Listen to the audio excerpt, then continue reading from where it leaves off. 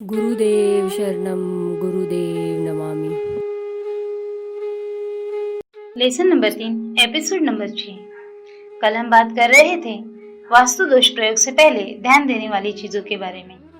आगे देखते हैं ईशान कोण का विशेष ध्यान दें। भूखंड के वास्तु परीक्षण के लिए 5 चीजों का ध्यान रखना आवश्यक है।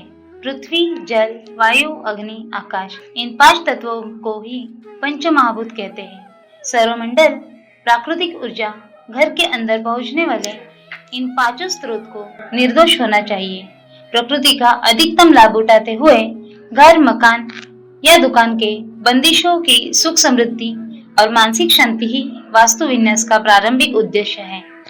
निर्माण योग्य मिट्टी की भूमि को हाथ में लेकर देखना चाहिए। अगर भूमि सफेद, साफ सुथरी मिट्टी वाली, सुगंधित युक्त हो तो वह भूमि ब्रह्मा जी कहलाती है। ऐसी भूमि शुभदायक, दीर्घायुकारी तथा स्थिर होती है। जो भूमि लाल गहरे पीले रंग की हो वह क्षत्रिय भूमि होती है। ऐसी भूमि राजयोग कारक, आजीविका और पद प्रतिष्ठा देने वाली होती है। जो भूमि धानी रंग की, टमेली अथवा पीली मिट्टी वाली हो वह भूमि वैश्य वर्ण की होती है। ऐसी भूमि व्यवसाय में लाभ देने वाली, किराए की आय देने वाली एवं मिश्रित प्रभाव वाली होती है। जो भूमि काली, पथरीली, रेतीली और गंदे रूप में दिखाई देती है वह भूमि त्याज्य होती है।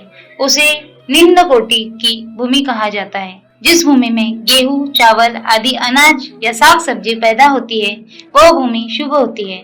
जिस भूमि में आम, पपीता, आंवला, अमरूद, यूकेलिप्टस, कीकर, अनार आदि के पेड़ होते हैं वह भूमि सर्वश्रेष्ठ होती है।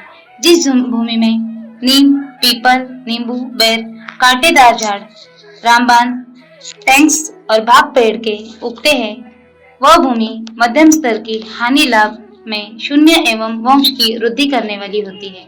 जो भूमि वीरान, पथरीली, घास फूस, पलाश और कुशा आदि पैदा करने वाली होती है ऐसी भूमि पशुधन की क्षय करने वाली, अन्नहीन और अस्वास्थ्यकर तथा दरिद्रता देने वाली होती है।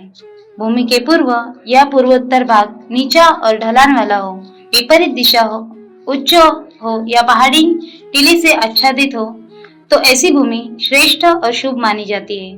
भूमि का पूर्व, पश्चिम, उत्तर, दक्षिण और आग्नेय कोण उन्नत होना शुभ होता है, जबकि ईशान और वायव्य कोण ऊंचा होना अशुभ होता है। इसी भांति भूमि का आग्नेय कोण, दक्षिण दिशा, नैऋत्य कोण, पश्चिम दिशा और वायव्य कोण नीचे नहीं होना चाहिए। नैऋत्य और वायव्य कोण में अगर ऊंची भूमि हो तो गज पेटी कहलाती है। कोई भी भूमि जो चारों तरफ नीची हो और बीच में ऊंची हो तो वह मूर्ख पीठी कहलाती है। इस प्रकार की भूमि धन, धान्य, सुख तथा दीर्घायु कारक होती है। ईशान और आग्नेय कोण में उन्नत और पश्चिम दिशा में अवनत या नीची भूमि दैत्य पीठी या राक्षस पीठी कहलाती है।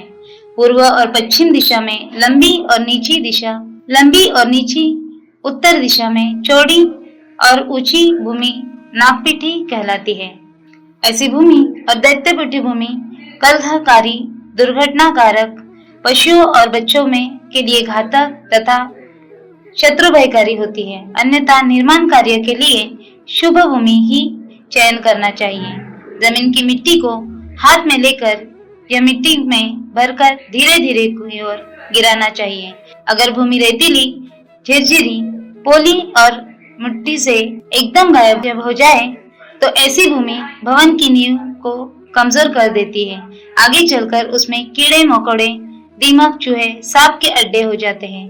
भूमि के ईशान कोण में किसी खोदने वाले औजार से 1.5 फीट गहरा और 3-4 फीट अर्धव्यास वाला गोल खड्डा खोदे और उसका सारा महवा बाहर निकालें।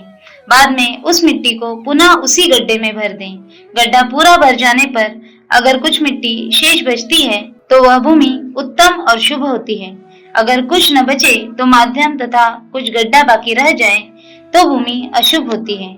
आकार की दृष्टि से वर्गाकार भूमि सर्वश्रेष्ठ, आयताकार श्रेष्ठ और वृत्ताकार भूमि शुभ मानी गई है। चतुष्कोण, षटकोणाकार, अष्टकोणाकार, गोमुखाकार, सिंहमुखाकार, काकमुखाकार भूमि भी भवन निर्माण की दृष्टि से शुभ मानी जाती है।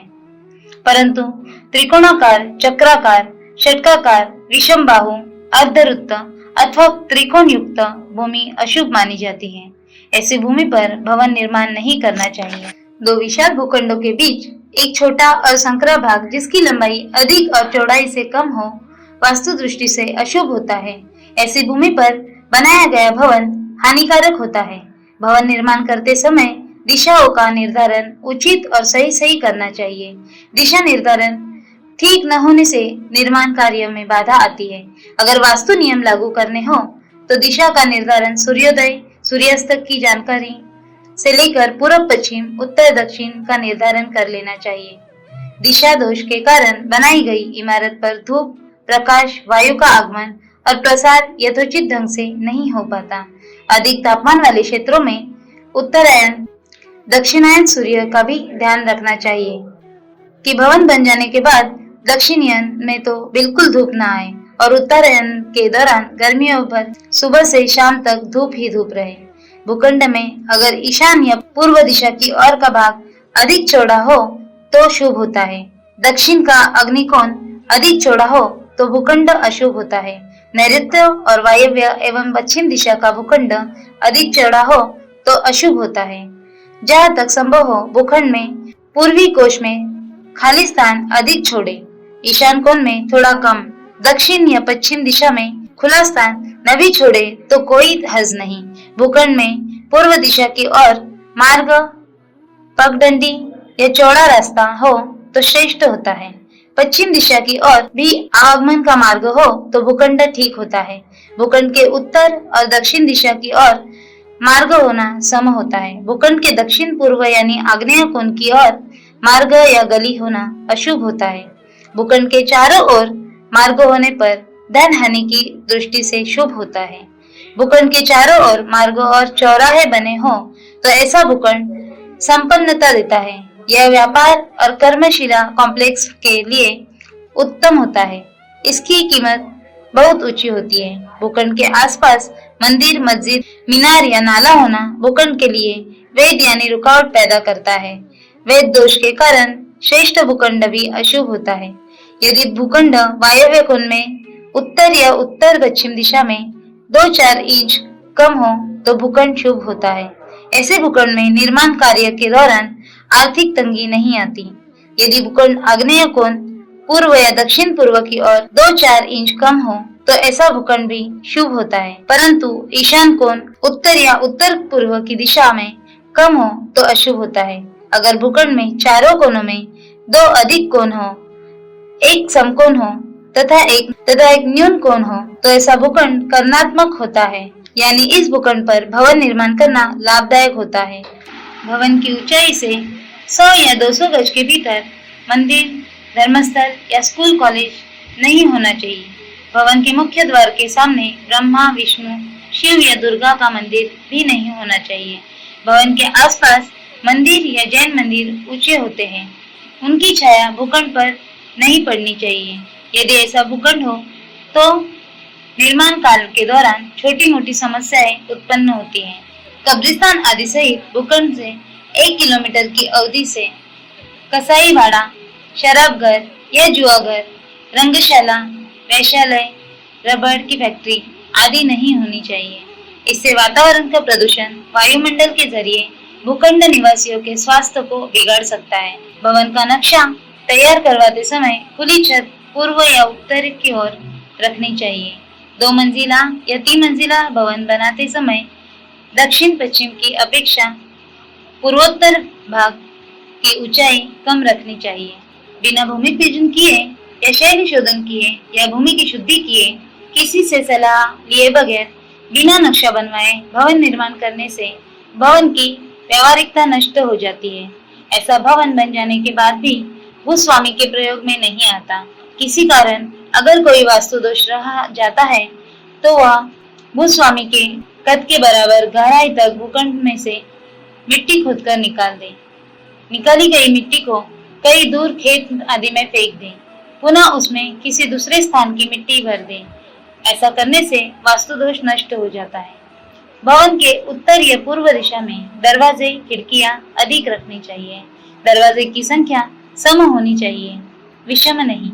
दरवाजे खिड़कियों की संख्या 10, 20, 30 या 40 नहीं होनी चाहिए, अर्थात शून्य इकाई में नहीं होनी चाहिए। भवन बनाते समय दक्षिण या पश्चिम दिशा की अपेक्षा उत्तर एवं पूर्व दिशा में खुला स्थान, बालकनी, चौबारा, मुंडरे आदि का स्थान अधिक खुला होना चाहिए। भोजनालय का स्थान ईशान कोण या अन्य किसी कोनिया या कोने में नहीं रहना चाहिए। पूर्व या पश्चिम दिशा भोजनालय या पाकशाला के लिए उत्तम है।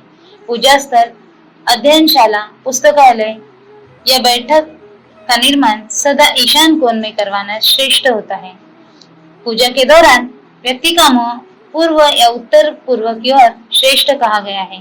भवन निर्माण के सभी काम एवं लेन देन जहाँ तक हो सके शुभ महीने, शुभ वार, शुभ तिथि को ही करनी चाहिए। योग्य ज्योतिषी से घर में रहने वाले सभी वरिष्ठ सदस्यों की जन्म कुंडली में चौथा भाग मंगल आदि का विशेष विचार करवाना चाहिए। गृह स्वामी या जो भी अन्य सदस्य हो और जिनके चतुर्भाव में शुभ ग्रह गज केसरी योग, मालव्य योग, केदार योग पड़ा हो, उसी के नाम से जमीन जायदाद के खरीद फरोख्त, रजिस्टर, प्रत्यर्पण आदि करने चाहिए। किसी भी भवन का आंगन मध्य में नीचा नहीं होना चाहिए। चारों ओर से नीचा और मध्य में ऊंचा हो तो आंगन श्रेष्ठ होता है। भवन का मुख्य द्वार हमेशा एक ही होना चाहिए। सुरक्षा की दृष्टि से बाहर और भीतर अलार्म वाली घंटी, आधुनिकरण उपकरण, door lens, close circuit, camera आदि लगाने के लिए गुप्त स्थान से युक्त दरवाजे के ऊपर मांगलिक चिन्ह जैसे स्वस्तिक, ओम, कलश आदि अथवा राम, कृष्ण, दुर्गा, शिव आदि की मूर्तियों सहित डिजाइनदार स्थापत्य से युक्त होना चाहिए।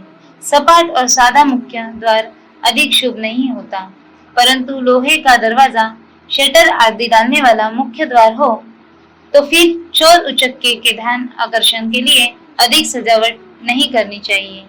हो सके तो फालतू लोगों के आगमन के लिए मुख्य द्वार के आगे आगंतुकों के बैठने के लिए कुर्सी, स्टूल, बेंच या तख्त आदि बिछाने योग्य स्थान, पानी का गिलास आदि रखने के लिए आला, मोटे और भारी कपड़े टांगने के लिए खुटिया अवश्य बनानी चाहिए। भवन निर्माण से पूर्व जमीन को भूतल से 2-3 फीट नीचे अवश्य अच्छी तरह से काट लेना चाहिए, अर्थात जगह को चारों कोनों से समतल करना चाहिए। उसके उपरांत संपूर्ण भूखंड को 3-4 फीट ऊंचा उठाकर बाहर से अच्छी मिट्टी भरकर और उसे रोटी और सीमेंट से ढककर नींव की दीवारों को छोड़कर अंदर का शेष निर्माण कार्य करवाना चाहिए। जिस इलाके में बाढ़ आदि आती हो या सड़क से बहता पानी इकट्ठा हो जाने का भय हो, ऐसे क्षेत्र में जमीन के फर्श को 4 से 6 फीट ऊंचा उठा देना चाहिए, अन्यथा बाढ़ का पानी या घरों के आगे इकट्ठा होने वाला पानी कभी भी अतिक्रमण करके घर में घुस सकता है। घर के भारी सामान के लिए स्टोर रूम, अन्नशाला और गोदाम आदि बनाना हो तो दक्षिण पश्चिम यानी नैऋत्य कोण श्रेष्ठ होता है। आज के लिए इतना ही। इसी अध्याय की आगे की जानकारी हम अगले एपिसोड में लेंगे। धन्यवाद।